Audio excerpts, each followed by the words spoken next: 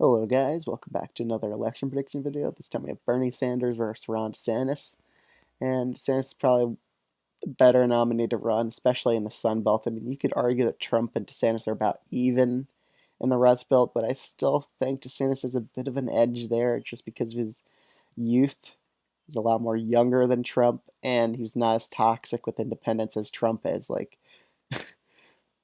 Trump has awful favorables among independents, but so does Biden. So that's why I was kind of close in 2020. Bernie's a lot more favorable than Biden is, but DeSantis is a lot more of a fresh face, so he could really use that to his advantage, honestly. Colorado will be safe. I really don't see the Republicans winning that, or even putting it to likely, but Virginia will be likely just because it's a moderate state and Bernie wouldn't do the best there. So let's get right into this. Florida and Texas. DeSantis will use his Sunbelt popularity here. There's no way he's losing his home state to lean at all.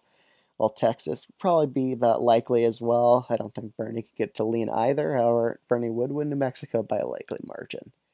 Arizona would probably go to DeSantis by a lean margin because he didn't do anything to piss off moderate Republicans here yet, like Trump has. So he'll win that state probably by a decent margin. While Nevada will be very, very close, coming down to the wire. But I think it'll be a very, very narrow victory for Bernie in this state. States of Ohio and Iowa, DeSantis would probably crush it here while also probably winning Nebraska second because Nebraska second and the House races really didn't like the progressive running there both times she ran. So I really don't think Bernie would have a really good, well, it'll be a toss-up district, be very, very close, but I think DeSantis will edge him out here.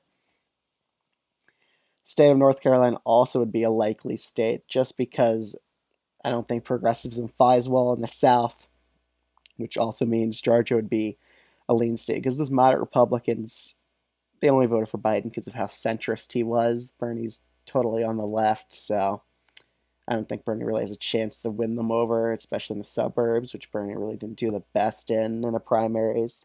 Did a lot better in the urban centers.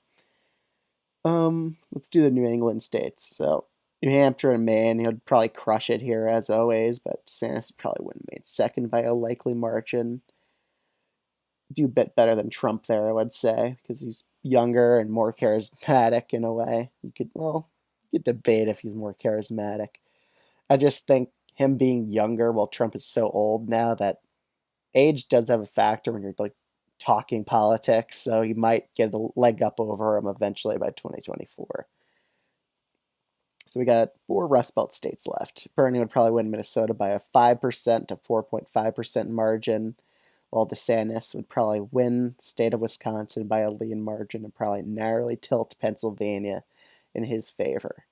Then we go down to the state of Michigan, which would be a narrow tilt in favor of Bernie, but this is what I think the final electoral map would be. A narrow victory for DeSantis, very competitive election, but I think would probably go towards him because he's a lot younger than Bernie. Plus, of Biden's very negative approval rating, it's going to be tough for Bernie to even win in 2024 because of that. So, let me know what you think of this video in the comments section below. Like, comment, and subscribe, and I guess I'll see you guys in the next one. Bye, guys.